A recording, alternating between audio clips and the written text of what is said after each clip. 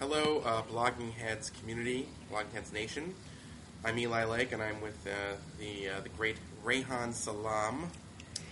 It is New York City. It is a rare honor for me to be on a Blogging Heads with Eli Lake. Eli Lake is someone I've admired from a distance for a long time. He is perhaps one of the most gutter, grimy Twitter rappers in America right now. Chances are he's actually probably murdering someone right now off camera. You just can't see it because the screen doesn't actually show you what's happening about 3 feet away from him, where he's actually poking someone with a javelin. And I have been an admirer of Reihan Salam, who is just running the game, kingpin style. The one thing I wanted to say... From Miami to Bogota. One thing I wanted to throw out there... on the Rolodex. One thing I want to throw out is that javelin also rhymes with de Havilland, as in the de Havilland Comet, an early British jetliner. So that's just a rhyme for you children at home to think about and dwell on and let marinate for a few hours. Let's get real for just a second. Yes, please. This is how we've known about each other. I've read you for years. I actually reviewed the book that you wrote with Ross Douthat. And did I pronounce that right, by the way? I always say Douthat. Douthat. Okay, yeah. I said, okay, Douthat. Okay, and I know that this was an issue with talk radio people mispronouncing the name, maybe deliberately. I'm sorry. I've met Ross a number of times. I just call him Ross. So we've read each other for years, and then I kind of had heard that, like me, you also rap, and then I discovered this thing called Twitter. I don't know if anybody else heard of that out here in Blogging Heads, but it's a social networking program that allows you to basically blog 140-word entries, and I'm not a blogger, but I've maybe always wanted to be. And so I noticed that Reihan was blogging these rhymes, and I was like, I rhyme. And so I started. So I think did we start the field of twap battle? I think we did. You know, I always like to spell it out as battle tweet. With a capital B and a capital T, but I'm pretty sure that there are some urban youths out there who have been using this platform that way. I just haven't encountered them. It's possible that we are early among neoconservative Washington-based pundits in twapping, but although I can't technically call myself a pundit because I think. Oh no, you are an objective journalist, but I do think that Bill Kristol is going to probably bring us crashing down with his furious rhyme science. So that's what I live in fear of right now. I think that we're then going to need a large bailout from the Obama White House. Styler too. I could totally see that. Yeah, no, he has he has kind of lyrical gifts. He has also kind of a sense of kind of a delightful. He has a kind of delightful wit that I think is very kind of Sugar Hill Gang-esque as well. And he also looks great in a beret. So I think that this really means that he's broken down the 4 elements of b-boying and combined them in a new and innovative form. If I had to say Bill Kristol was a rapper, I would not compare him necessarily. I think, but I don't know. I don't know who I would compare him to. Who would you compare him to, Eli? I don't know who I would compare him to off the top, but I would not. I would say he's a little bit too real to be the Sugar Hill Gang. If I had to compare Kristol to being a rapper, I mean, he's a legend, so you'd have to put him up there, right? I don't know. It's a very tough question. I mean, the ladies love Cool James. Well, he does have enormous biceps. Yeah. So I think that that's one thing that the two of them have in common. But speaking of, who would you compare yourself to? I mean, who do you model yourself on? Because your lyrical flows this is a tough question to answer right now. When I used to actually freestyle in the physical sense with real freestylers in the late 90s and the early aughts in Washington pretty regularly at a place called Yogi Records, which actually no longer is around, and then later at Capitol Records, which also unfortunately no longer exists. But I used to go pretty regularly on the Wednesday freestyle nights, Thursday freestyle nights, and I kind of in that period in the DC hip hop community developed a reputation because I was the only one rapping in a suit and tie. I mean, there were other white rappers, but I was coming from work, so I'd have like my press passes on, and I would just drop some signs. And at the time, I was, and I'm happy about this. I was compared favorably. I think my style lyrically is more like Shock G of the Digital Underground. Also, whose alter ego is Humpty Hump. So that was, and I'm a huge Shock G fan. I mean, who isn't? And so I would say probably in that Digital Underground Shock G style that's kind of where I get my inspiration from. Do you remember a rapper named Sensational who was kind of an underground MC when in the kind of late 90s? Does this name ring a bell to you? No. He was one of my absolute favorites. When I was in college, this was the kind of high point of kind of backpack kind of rootsy rap music, and there were a lot of people that I enjoyed, like J Live and Sensational. Oh, I remember J Live, of course. Yeah, no, well, J Live is fantastic, but Sensational was more my style because he would just basically, like, he had this one rap called "Sewing Up Avenues." And he would just keep saying, sewing up avenues with power moves, sewing up avenues with power moves. And then he'd just say his name repeatedly. I remember thinking that if I were... and his name is Sensational. And I just remember, I don't even know what it means to sew up an avenue, but I remember thinking that, also when I would go to shows when I was in high school, I remember seeing the Beatnuts. And there was this incredibly skinny... Oh, no, this is like, oh my God, they're my heroes. But there's this one incredibly skinny black dude who would always be on the stage with every show. And he would always repeat the last word of whatever the last guy was saying, and he would just kind of hold his arms up and make chopping moves. And I remember thinking, that's the job for me. And I think that maybe that's why I've entered the opinion journalism game. No, I think you're a lyricist. You're definitely a lyricist, and but I think you're bringing so many really, things together in your tweet raps or the twaps. From Serpico to, it's just a lot of different references, a lot of different things happening there. There's a lot of third world, there's a lot of things going on. References there's a lot of third world solidarity. There's third world solidarity. Yeah, but there's also a kind of cold realism there. You're saying you're seeing the streets for what they are, not for what you want them to be. I think we need to collaborate. I think we do need to. Well, really I have had destiny. A couple of ideas if you're interested. One is, I'd like to do a rap sort of on the idea of maybe to encourage just regular citizens living in the city, in an urban environment, to start snitching. Because that way we would have less crime. Okay? And it's so unpopular now, snitches get stitches is the expression. I would like to start snitches get riches. And bitches, maybe. See if I can say that. I don't mean to be sexist, but the point here is let's reframe snitching because the cops can't do their job, as we've learned in Anbar, and frankly, as we'll learn in Southwest DC. Cops, the police, the authorities cannot do their job unless they have the help of the local citizenry. It's a basic of counterinsurgency. It's a basic of law enforcement. So I would like to start a hip hop movement called Start Snitching, so we can get these drug dealers off the streets. I have a line for this rhyme, though, which is slightly problematic. You could be like, you could start an escrow, then you can smoke Sesmo. Yeah, well, I don't want to encourage kids to smoke Sesmo. I think you're right. In school, but that's not what this is about. I think you're right. And maybe just a whole new idea of rap that really kind of maybe valorizes the police instead of pimps who are involved in sexual slavery with prostitutes. Instead of that, let's start just working day everyday people. Let's use hip hop to sort of lift those people up.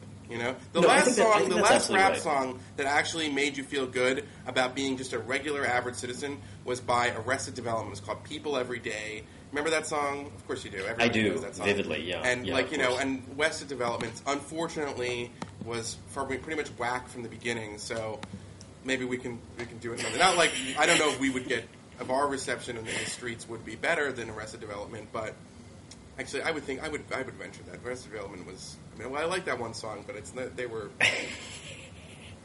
I think that we can all agree that they didn't have a lot of street cred. I did write a rhyme for you before we sat down. Oh wow! It's a gentle rhyme. You see, I really love sandalwood soap, so I wanted to kind of bring that in somehow, and I also wanted to reference a prominent American political figure. I would normally rap this in a more furious style, but I'm in the offices of the Daily Beast, so I feel like I should probably keep it toned down. But I smell dope because I rock sandalwood soap. You can't cope when I rock the boat. You're feeling queasy. If only it were easy to be this breezy, we'd all be quaeasy. Umfume. Now, some of you might know that Kwesi Mfume was the head of the NAACP, I know that you do, but I think that kind of for some in our audience, and I think that Eli Lake, I think of him as the Kwesi Mfume of shaved-headed DC rappers. I was not prepared to kick a rhyme on Bloggingheads. I mean, it's slowly but surely my alter ego has been exposed. I did one with Spencer Ackerman where we linked to a rhyme we did about Rod Blagojevich, and now you're putting me on the spot. And no. I should probably no. It's fine. I mean, like if you wanted me to come up with a rhyme and respond, but it would be a bit sloppy. Okay, I do want to. We can move. We're going to talk about serious stuff, by the way, too. No, we should talk about serious stuff. Can we talk a little bit about Twitter, though? Because Twitter has changed my life. Yeah, absolutely. I am a new Twitterer, and it's changed my life. And as I've written in my Twitters, Twitter to the casket drops. For all the Clips fans out there, you'll know what I'm talking about. And I got to say, I love it. It's a great medium for me. Anyway, so here's something. It's just a weird thing. I'm going to throw this out at you, Reihan. Yes. Monday, it's a funny story. Monday, Iran releases Roxana Saberi. We're all happy about this. Yes. And so I Twitter something along the lines. I Twitter a couple things about it, but I Twitter, it's like the Chris Rock joke. You're not supposed to arrest reporters, okay? Like, everyone's giving me credit, and I'm like, it's like, with low expectation having mullahs. Okay. I think it's straightforward. It's pretty fairly straightforward. Totally reasonable point. So someone named by the name of Glenn Greenwald, who I'm sure you've heard of, and who I think has been on Bloggingheads before, seized upon my Twitter, which I'm Twittering like, it's an afterthought in the middle of a, day of journalism. Yes.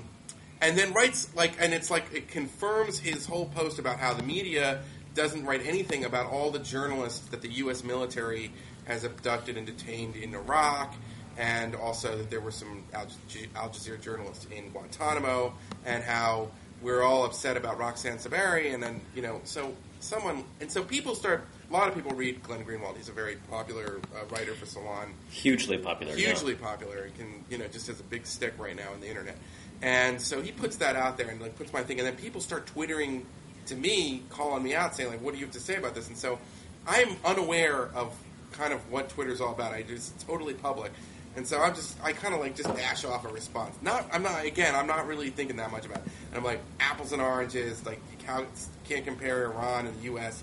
Then this makes it back to Glenn Greenwald, who puts it on his blog.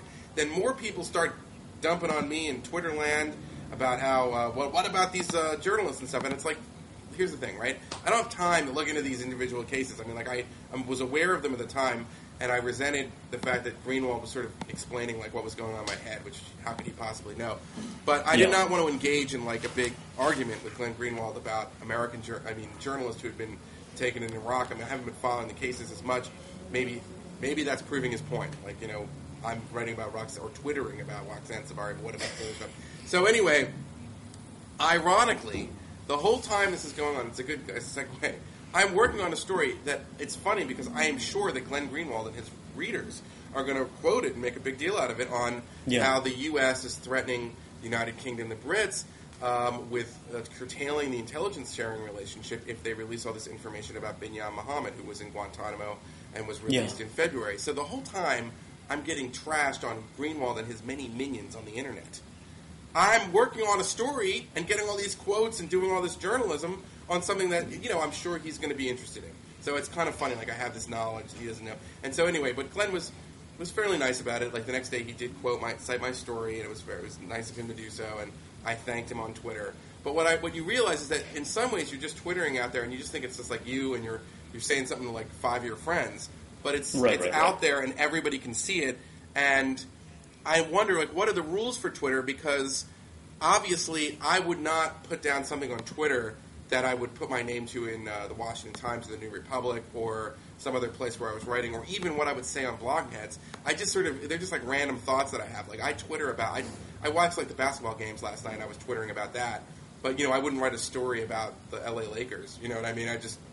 Yeah. Do you know what I'm saying? It's just a random thought. I absolutely know what you're saying. Yeah. It is a very interesting thing. I think that, one thing about these platforms is that, what they do in part is kind of democratize kind of mini celebrity, and you have people who, kind of draw enough attention that they're going to be scrutinized in a way that they don't fully expect. And I actually think that younger people, kids who are undergrads or younger now, they have a much keener sense of how to navigate this landscape because this is all that they've really known.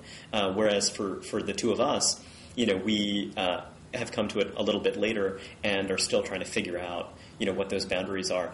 I think that I've always been a very enthusiastic early adopter, and, I'm a firm believer in the value of, these kind of social web technologies. But Twitter is an interesting animal. I mean, one thing that I felt keenly is that I was one of the kind of earlier people to sign up for Facebook, and I've been an enthusiastic user for a long time.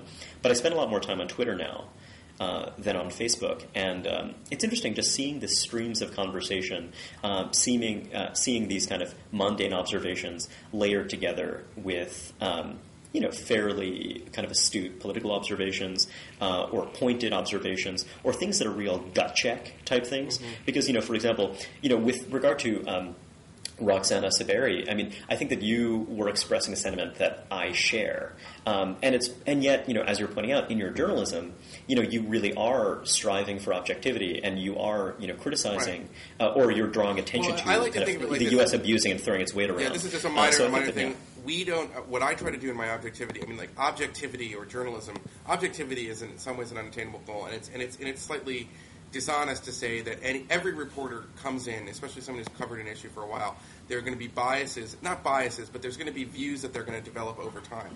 The difference is that journalists should always be aware of what they don't know and to check their assumptions and have as few as possible.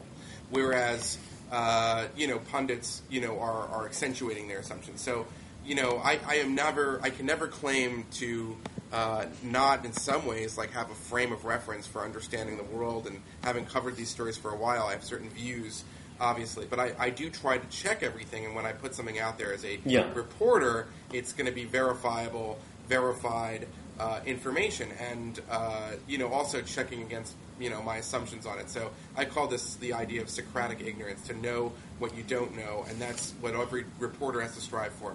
But to ask reporters to be a kind of paragon of pure objectivity is to ask them in some ways to be something that no human can possibly be. One thing that I want to throw out, this is a little tangential, but I think it's relevant to what you were talking about vis-a-vis Glenn Greenwald, is that I think one of the great advantages of Twitter is this notion of asymmetric following, which you've also seen in Flickr and a variety of other technologies, but you don't see, say, with Facebook. Namely, you can have followers, but you don't have to follow all of your followers. It doesn't have to be a kind of symmetrical relationship. Right. And I think that it's interesting because it does suggest all kinds of new models for how we think about media, how we think about distributing kind of ideas, and also reporting. So I think that it is interesting to see what kind of norms will emerge around how you treat tweets in terms of what's the level of scrutiny that you subject them to, et cetera. But I think that I do want to ask you about that, though. Like, what did you think about the Greenwald argument concerning Al Jazeera on the merits? I know that you were saying that this is nothing that you've looked into very deeply, but I recall having lost a friend many years ago, and I don't lose many friends, when she was very exercised by reports of abuses at Guantanamo. This was years ago. This must have been 2004, 2005. And I remember thinking to myself, I know I have gut instincts and biases, and my bias was, I don't buy it. I just had heard that Guantanamo prisoners had been coming out heavier, that kind of gained weight, and I just didn't find it credible. And it turns out that I actually think a lot of those reports had been vindicated later on. But I remember I feel very bad about having been so glib about it at the time. But I mean, it is interesting that I'm someone who believes in the utility of American power. I think that we have to use force from time to time to defend the kind of liberal international order. But I also think I have a keener appreciation now that when you go to war, abuses are rife. It's something that you kind of have to be prepared for, and that's something you have to factor in when you're advocating armed intervention. That things are not always going to go as planned, and that there are going to be abuses, sometimes terrible abuses. And I just think that's something that I've kind of come to appreciate more over the years. But I mean, I wonder about kind of your thoughts on that. Well, on Glenn Greenwald's argument, I mean, I do think it's a case-by-case thing. I mean, I would not have written what Glenn wrote for a couple of reasons. One is I think that he spends so much more time. Obviously, he can write whatever he wants to write, but I think that there was an implicit comparison between Iran and the United States, which I think is ridiculous. But at the same time, of course, we have to be very careful with regards to, there are a number of people who've been abducted and detained and have gone through a nightmarish living hell, and it's been a hell for their families as well, who were probably innocent. I mean, the classic example were some of the Uyghurs. Certainly, we didn't have much intelligence on Jose Padilla and Binyam Mohammed. I could go on and on. I mean, there were editors that we picked up in Afghanistan that were basically people who had crossed local warlords that had nothing to do with Al Qaeda, and we had such a poor knowledge base of, we were relying essentially on local proxies to pick up a lot of the people right after 9/11 when we were in Afghanistan and in 2002, that we got a lot of nobodies, and that was a huge, huge problem. We should be aware of that. At the same time, Reihan, terrorists and in particular Al Jazeera in the past has employed people who have worked for them as sort of stringers, who seem to know every time where there is a suicide bomb and go there and sort of broadcast it all over the place. And I've talked to military people when I was in Iraq. I've talked to military people in the Pentagon, and that while the entire network of Al Jazeera is, you can't say that they're a terrorist organization, and I'm not making that argument. But certainly people have ended up working for Al Jazeera that are also getting paid by terrorists and are in some ways working with terrorists. And that's a reality of the current war that we're in. Remember that Massoud, before 9/11, was murdered by a suicide bomber television camera crew, basically. So that it's not uncommon for terrorists and the Islamic supremacist enemies to use the cover of journalists, just as they've used hospital trucks to transport suicide bomb vests and other material for Hamas. I mean, there's a long history of stuff that's being used. It's one of the problems with fighting an enemy that doesn't wear a uniform. So I'm inclined, especially in Iraq, under before David Petraeus and now Odi Erno, after a lot of reforms were made, I'm inclined to believe the U.S. military when they are holding someone if they think that they absolutely cannot let them go.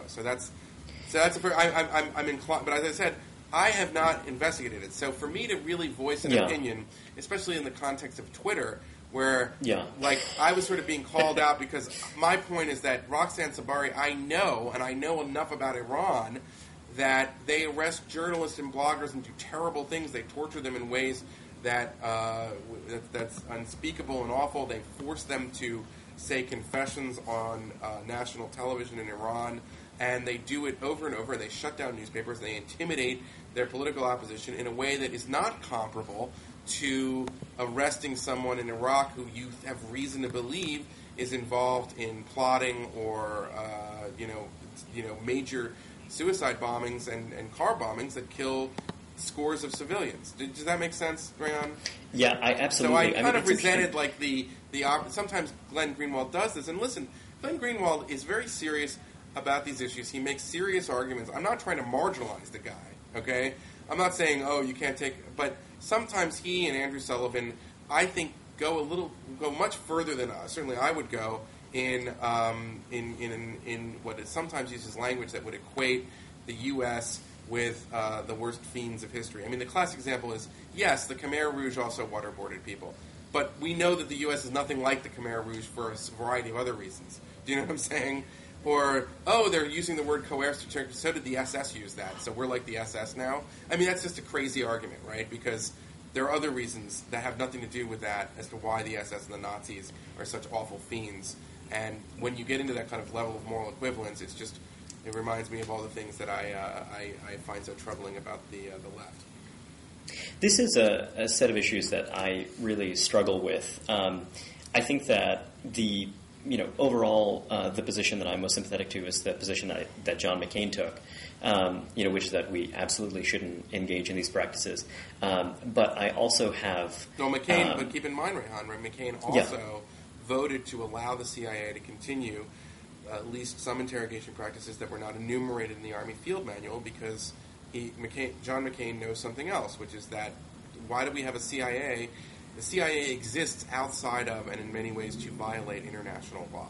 And this is the thing that boggles the mind when I'm looking at this thing. Yes, the CIA destroyed the evidence. Surprise, it's not the Department of Energy, people. It's the CIA. They exist outside of international law. The reason we have a CIA is to spy on people, but it's also to occasionally take executive, plausibly deniable action that every state does in modern statecraft takes that are in violation of domestic and international law. The act of spying is a violation of There are a lot of law. reasons why McCain took the move that he did regarding that decision. I think that I always think of this in terms of Jonathan Rauch's argument about soft communitarianism that I think is really brilliant. But basically, he was arguing about how things like euthanasia.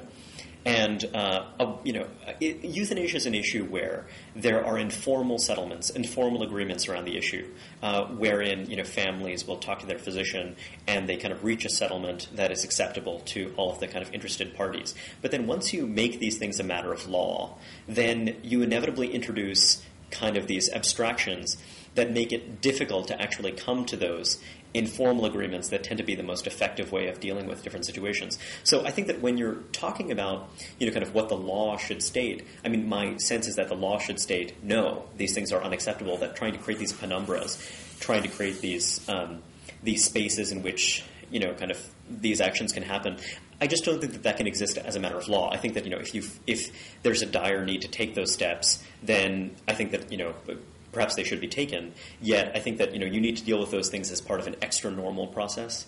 And I think that trying to kind of build that in, trying to bake that into the kind of formal rules surrounding these institutions is a mistake. But again, I mean, this subject makes me very uncomfortable because I'm in an awkward position of kind of having a deep belief that the United States should not be engaging in these practices, but also knowing a lot of people who were in the Bush White House, and I think that, not well, but I mean, these are all people who really believed that they were doing the right thing. Now, I think there are folks on the left who'd say that, the Nazis believed they were doing the right thing too. And, when again, you compare them to the Nazis is where that's where I'm like, okay, that's not an argument. That's theater. That's just that. You know what that is? It's a display of your sincere emotion. And it is so popular as a form of modern political communication, particularly on the left, which is to say that lot of what they do is to say, I'm really outraged and taking serious. I'm authentically outraged, and it's like. But I take your point, Eli. But the thing is that Andrew Sullivan is someone I disagree with on a lot of things, but he's a very good friend of mine. I'm friends with him too, and I've socialized. And he's someone who is sincerely. I think on this issue, most of what he's writing is a display of sincere emotion. It's not a serious argument. And I say that as his friend too.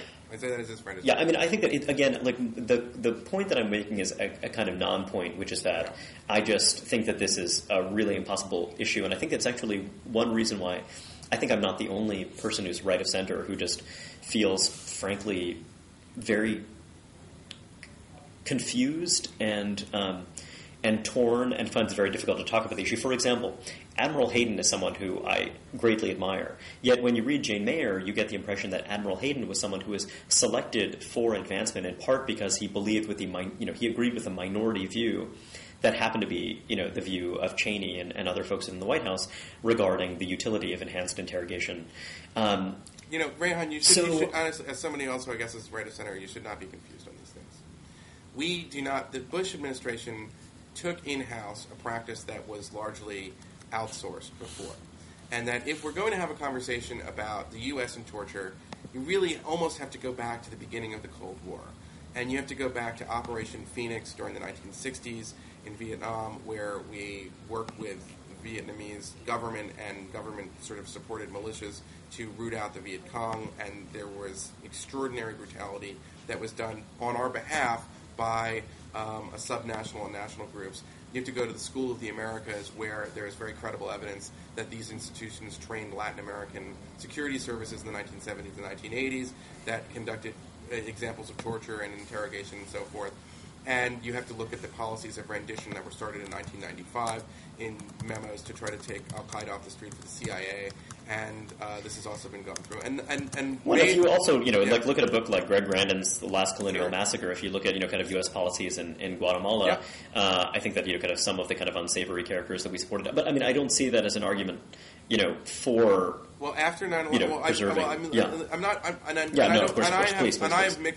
not necessarily... I'm not defending everything that was done as well, and I have argued on Blogging Heads before that you should do it both ways. What I'm arguing is that the sort of idea that Bush singularly and did something extraordinary and crossed some sort of Rubicon is, at least in a moral sense, is extremely problematic. I think that there was a belief that... I take your point. So you're saying that there's a continuum, and that idea that after 9/11, I think there was a decision that's like, well, we can continue to outsource the hard cases. Okay, we can continue to send guys to Pakistan and Egypt and Jordan, and they're going to do nasty things, and we can get information that way, or we can try to take this in house.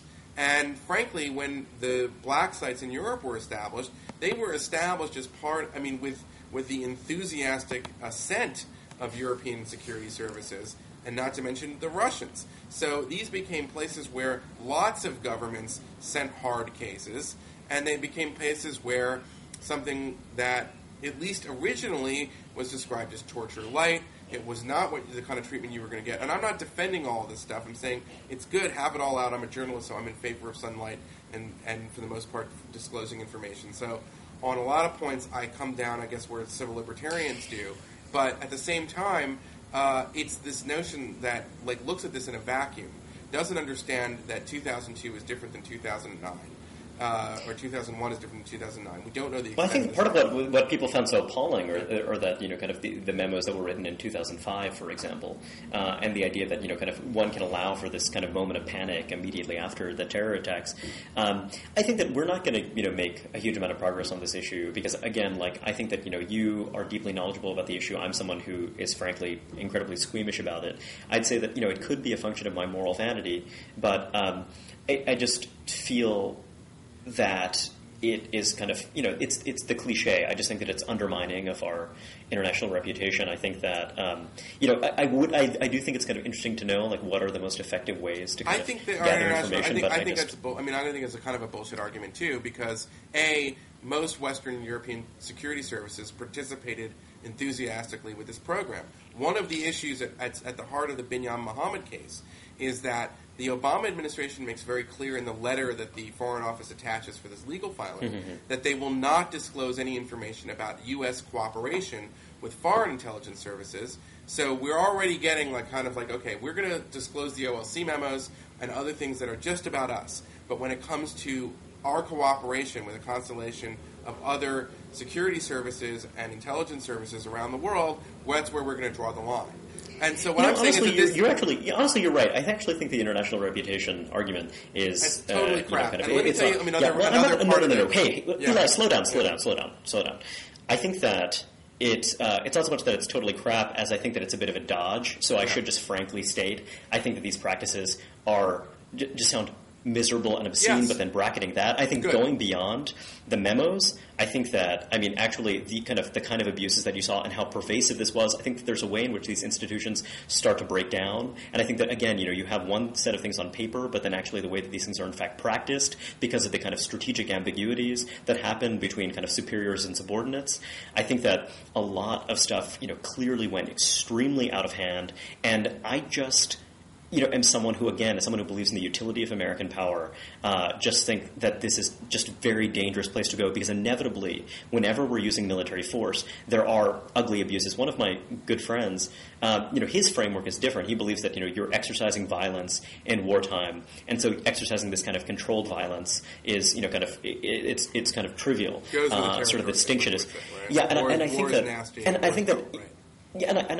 I see kind of that point, and again, I'm in the awkward position of being someone who just takes people on all sides of this debate seriously, and I'm trying to kind of struggle with it as someone who can just kind of caricature some people as Nazis or something like that. You shouldn't apologize for that. That would make you an intellectual. You take the other argument seriously. No, but I think honestly, I do admire the people who have more moral clarity about this issue. I don't want to make it seem like I have necessarily moral clarity, because I think that there's a real danger for institutionalizing and bureaucratizing torture, which is that the secret bureaucracy of torture and all of the various people who come up with the R&D for new torture will always justify brand new ways to cause extreme physical and mental anguish to people whoever would be in this program, because that is the nature of bureaucracies, especially secret bureaucracies. So I'm worried about... Don't you think, Eli, that sometimes we spend too much time pushing back? I mean, I know that there are some people on the other side who are crazies, but don't you think that sometimes we spend too much time pushing back against those guys? I know that I'm a contrarian in this deeply ingrained way, and so when I feel that people are getting railroaded, I mean, I want to leap to their defense, but I mean, I just think that there's a certain level at which, let's just kind of... maybe we can agree that, this shit is just completely horrible. And, to the extent we can minimize it, to the extent that we can just kind of cut this out.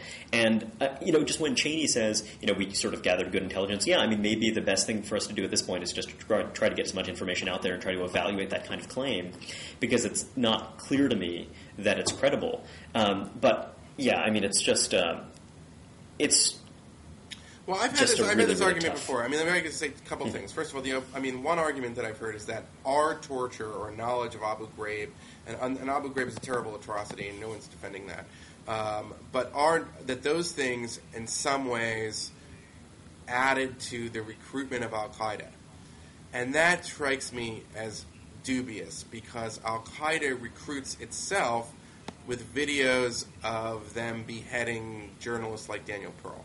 That was a recruitment video. And other beheadings were used as recruitment videos. And Al-Qaeda's own literature celebrates their own sadism.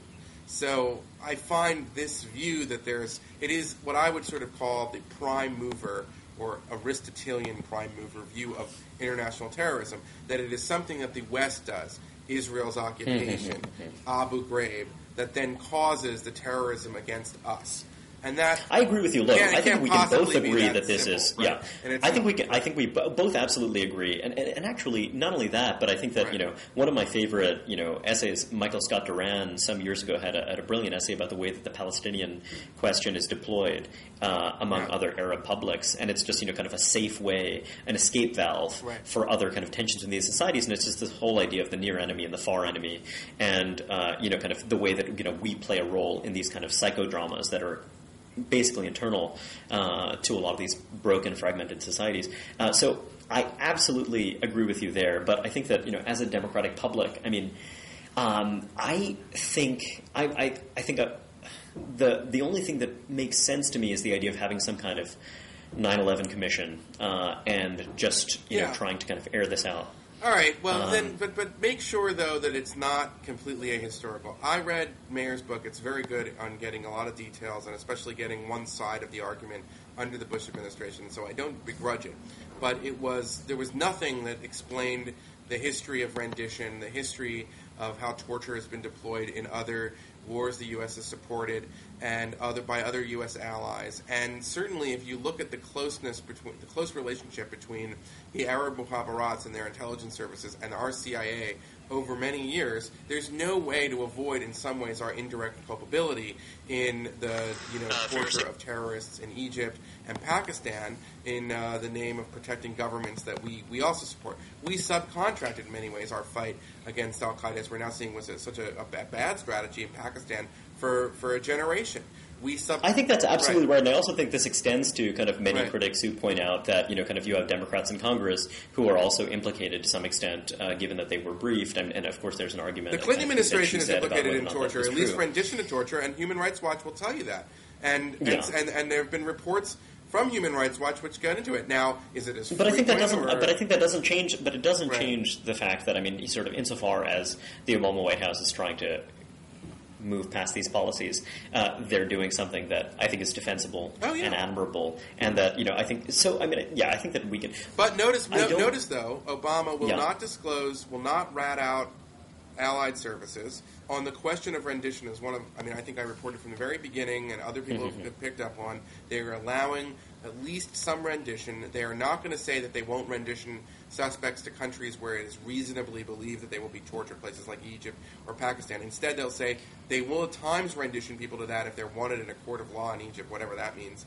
And they will get a better system for determining they are not tortured. So something more than a secret letter from the government saying this guy wasn't tortured, which is the old. Look, these guys. The idea of running the government of the United States seems so insane to me. I mean, I think that the kind of compromises, the strategic ambiguity that you want to preserve. Right. I think that to some extent, I mean, what was unique about the Bush White House is that, particularly in, David Addington's kind of energetic defense of the idea of a unitary executive and wartime powers, et cetera, they just made explicit a lot of things that have been kind of implicit in the kind of, historical thread. I agree with that. Yeah. So, I mean, I think that, you do make a really good point. I think that there's something very precious about this idea that, and I think it's a widely held idea that, we were perfectly innocent, and then came the Bush White House, then came 9/11, and then suddenly our innocence was lost. I mean, this is, so I think that, your point about sort of the ahistorical nature of the debate, I think is very sound. I'm glad, what do you say with everything like that? I'm glad there are Glenn Greenwalds and Andrew Sullivans out there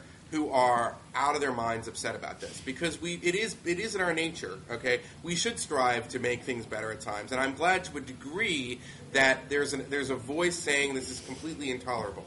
I think they're dead wrong when it comes to, specifically singling out Bush administration officials as war criminals. I think that is not the correct way to look at that. And I think a more honest reading of these things would see that this has been a particular American problem and a problem with the world, and and so forth. But at the same time, if you want to have a debate about whether or not about some of these fundamental questions, that's why we're a democracy. We need to come up with some way of handling this. I have to say, though, my gut tells me, and polling data says, that if we were to have this a plebiscite on this issue, Reihan, that Glenn and Andrew and the human rights community and the ACLU would lose, and lose pretty bad. Because I think most Americans are comfortable with the idea that if you capture someone reasonably believed to be a senior al-Qaeda figure, that you're going to do whatever you need to do to get the information that you need to get the information from. That's not to say that that's a joke. Maybe sometimes majorities of people are very wrong, and maybe they need to be educated. Maybe they need to, over time, be disabused of this notion, right? But we do have some interesting polling data on this stuff, and, right. and sort of one thing that I find striking is that you see evangelical Christians, for example, who are kind of very strongly in favor of using coercive techniques in interrogation. One thing I just want to throw out, and this is a somewhat broader point, but when you're talking about this idea of the plebiscite, it's interesting when you look at Western Europe, where you have these strong norms against using the death penalty, and kind of on a variety of social issues.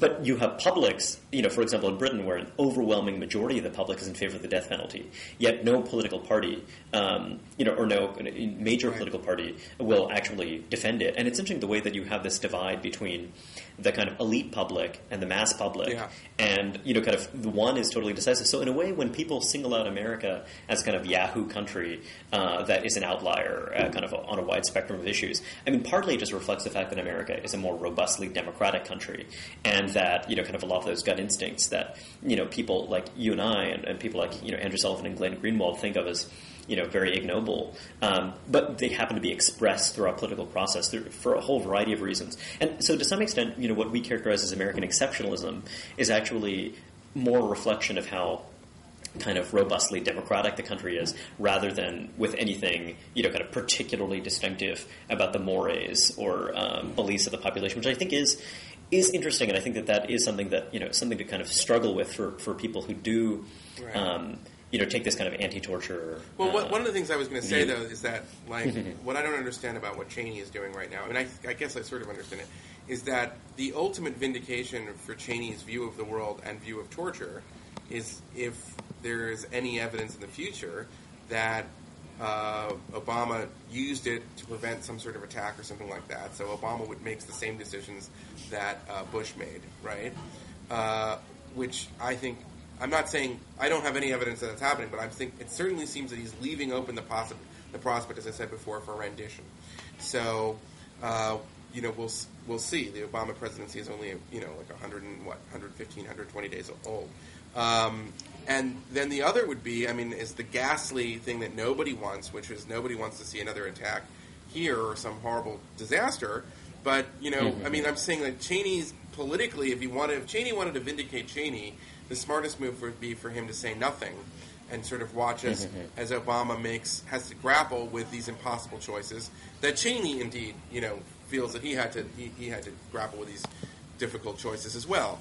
And so I think that the reason that he's going public with a lot of this stuff is because I don't exactly know. I guess he's trying to sort of pressure from the right Obama to make it does weirdly think as though he's very invested in remaining part of the political fray. I mean, when you look at the number of I think also listen. There's a human element. Dick Yeah. Cheney believes that he made responsible and moral decisions. Indeed, Dick Cheney. And he's also sticking up for Dick Cheney would tell Zellico, "That's why you were some State Department counselor and I was the vice president, because you don't have the stones to make real decisions, and I made real decisions, and I'm glad that we didn't have another attack."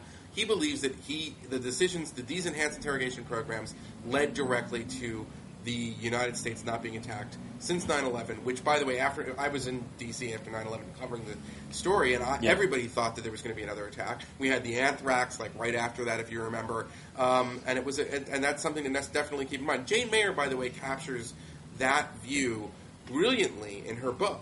And in some ways, Jane Mayer's book is more sympathetic to the Bush administration than the people who often deploy Jane Mayer's book is, because Yeah, I think that there is a kind of there, and also she just gets I think that she really does understand very carefully. I think she understands what they were up against, and that's there's where another Jane way is of putting coming this. from, And there's another way of putting this, which is that there's this kind of powerful impulse towards self-justification, kind of that we all have, right? And toward kind of viewing retrospectively the decisions that we made in the best possible light. By the way, do you know who Dick Cheney is, Reihan? He's Colonel Jessup in A Few Good Men. On the stand, he's like, "You're damn right I ordered the code red, because this is a world with walls, and sometimes you need people on those walls." That's Cheney. Cheney's like, "Come and get me." Yeah, I mean, he's Colonel Jessup. He's totally Colonel Jessup. Jessup. There's not a moment in A Few Good Men where Colonel Jessup at any point has anything but contempt for the Tom Cruise character or the Demi Moore character. He knows how the world is. He knows how he runs his unit, and we just say he imagines he knows how these things work. Well, he's firmly convinced.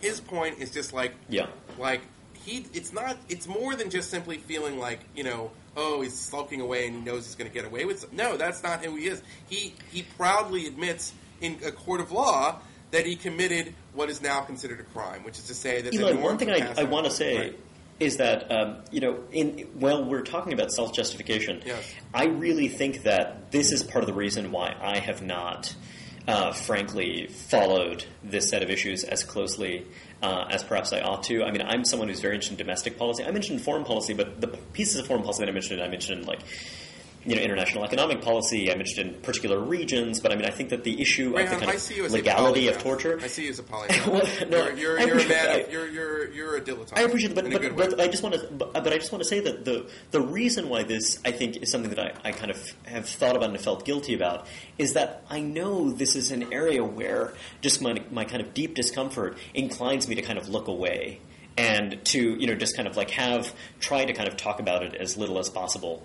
So actually, I wasn't expecting that we were going to talk about this issue. And so I just want to tell the audience, this is one reason why I'm just strikingly inarticulate on this issue. I think because you're pretty articulate. You're articulate. Well, no, but it's, no, well, thank you. But it's just a kind of very hard thing. And to some extent, my inclination is to outsource, just as the United States historically outsourced its dirty work, to people that I trust, except the problem is that people that I tend to trust are way at opposite ends on this issue.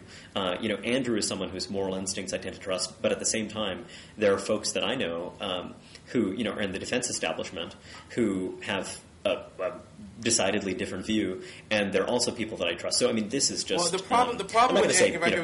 The problem with Andrew is that he doesn't understand that what he is calling for is a kind of, there's a huge political repercussions to have what he thinks of these sorts of accountability. And the other thing is that Andrew and Glenn and that crowd who wants to have trials and so I can't be forth. objective on the subject of Andrew because he is one of my dearest friends, and so I like Andrew. I'm friends with Andrew too. I'm friends with him too. I've hung out and I've watched South Park at his place. I like Andrew. We communicate. He knows how I feel on this. Yeah. I'm just saying, and he's out there every day and mixing up. I'm just saying the problem with what he's talking about is that it's not exactly so settled law. This is the first war in which we've even had an argument that the rights of individual U.S. citizens would be applied to enemy combatants.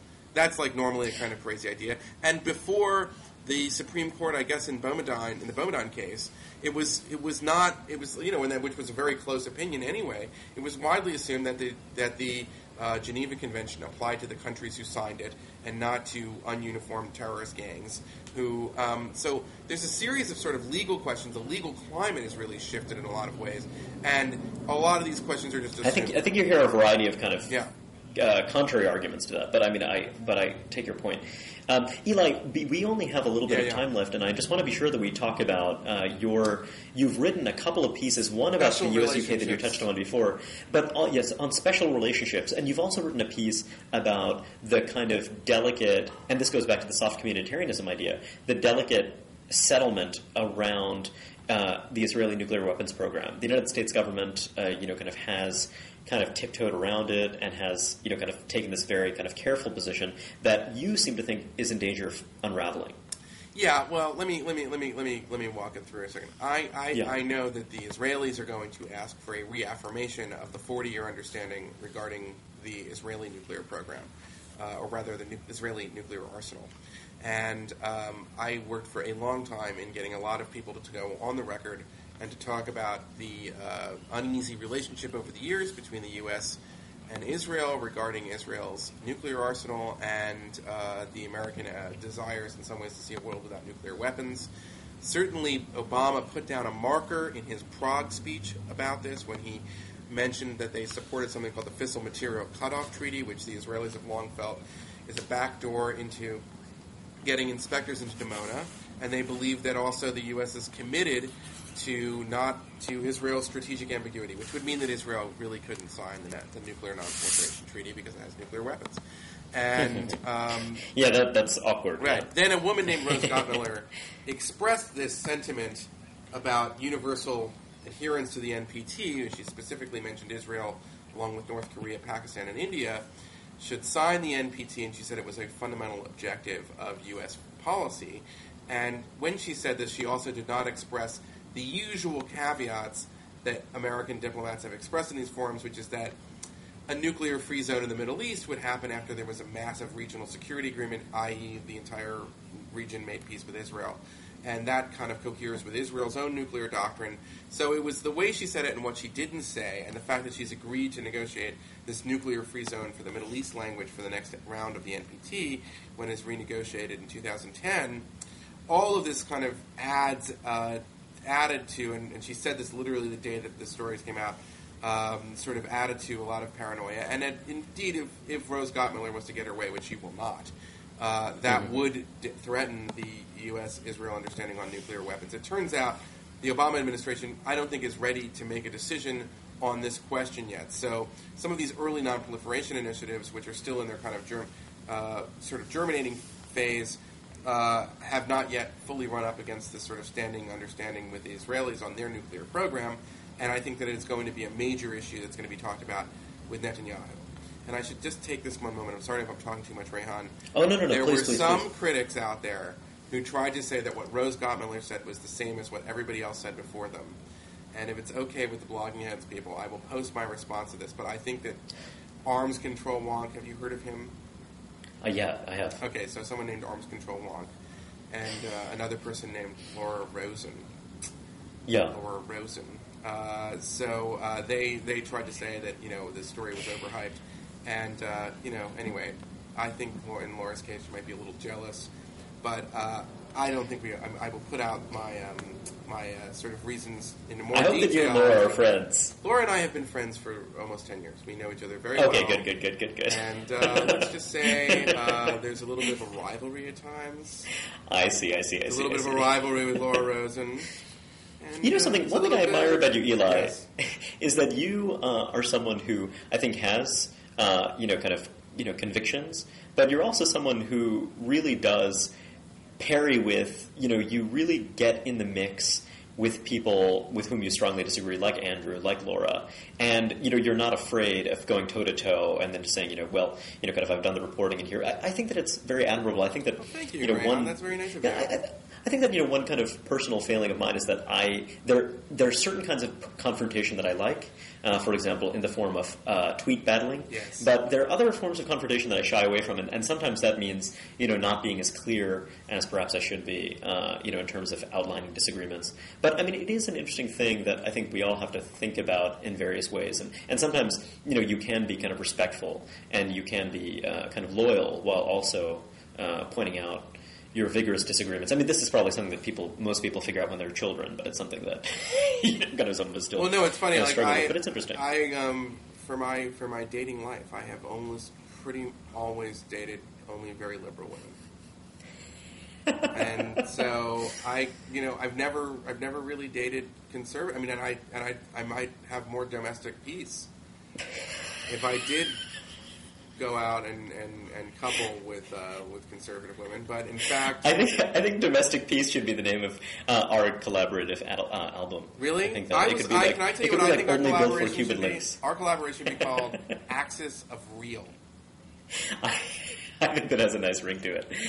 And we're going to do Axis of Real on the streets. Start snitching.